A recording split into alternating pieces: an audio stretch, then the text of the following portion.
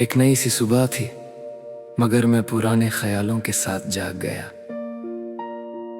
आंखें खुली तो कमरा वही था, मगर महसूस कुछ अलग था।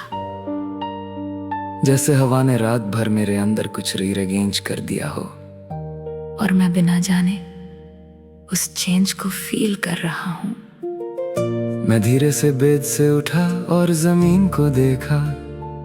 हर चीज अपनी जगह पर थी, मगर मुझे लग रहा था कुछ शिफ्ट हुआ है। शायद मैं ही थोड़ा सा अलग देखने लगा हूँ, या शायद जिंदगी ही मुझे नए लेंस से मिल रही है। खिड़की खोली तो शहर का शोर पहले से रेडी था। गाड़ियां, आवाजें, लोग सब अपनी स्पीड में, मगर मैं उन सब के बीच एक स्लो मोशन जैसा लग रहा था। जैसे मैं अब भी पुरानी स्पीड में चल रहा हूँ।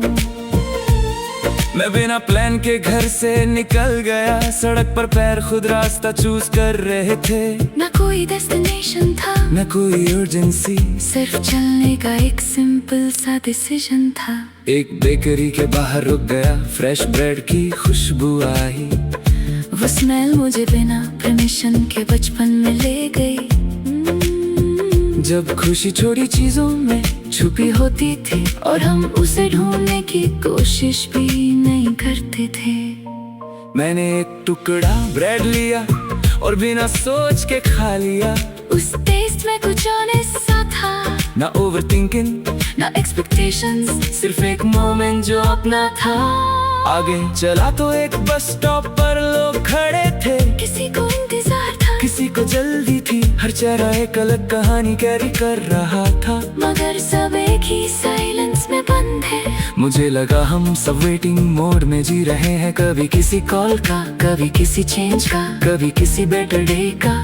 मगर प्रेजेंट को इग्नोर करते हुए मैं एक पेड़ के नीचे बैठ गया। उसकी छाया ठंडी थी और कंसिस्टेंट भी। वहाँ हवा का एक अलग ही रिदम था, जो मुझे धीरे कर रहा था बिना बोले। एक बच्चा मेरे पास से गुजरा गाना गाते हुए। उसकी आवाज में कोई फियर नहीं था, ना कल की टेंशन, ना फ्यूचर का बर्डन, बस अभी का पूरा जीना। मैंने सोचा हम बड़े होके इतना हैवी क्यों हो जाते हैं। हर चीज को मीनिंग देना जरूरी क्यों समझते हैं। कभी कभी सिर्फ होना भी काफी होता है, कुछ प्रूफ किए बिना।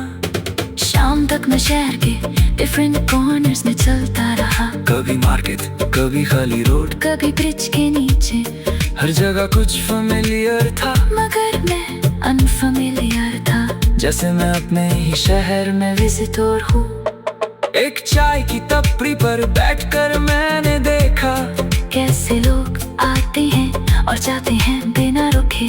और हर सिप के साथ थोड़ी सी थकान कम होती जा रही थी, बिना किसी एक्सप्लेनेशन के। एक आदमी ने मुझे देखा और कहा, तुम इतना चुप क्यों रहते हो? मैंने कहा, शायद मैं सुन रहा हूँ। वो हंसा और बोला, जिंदगी को सुनना सीख लिया तो सब क्लियर हो जाता है। वो बात सिंपल थी, मगर अंदर तक उतर गई। जैसे किसी ने नॉइस को थोड़ा सा कम कर दिया हो। और पहली बार मैं अपनी खामोशी से अनकंफर्टेबल नहीं था। रात होने लगी तो शहर लाइट्स में बदल गया। हर लाइट एक छोटी सी स्टोरी बन गई, और मैं उन स्टोरीज के बीच अपनी स्टोरी खोज रहा था, जो शायद लिखी जा रही थी बिना शोर के। मैं घर की तरफ वापस आया तो सड़क थोड़ी खाली थी। हवा ठंडी थी और थॉट्स भी सॉफ्ट हो गए थे।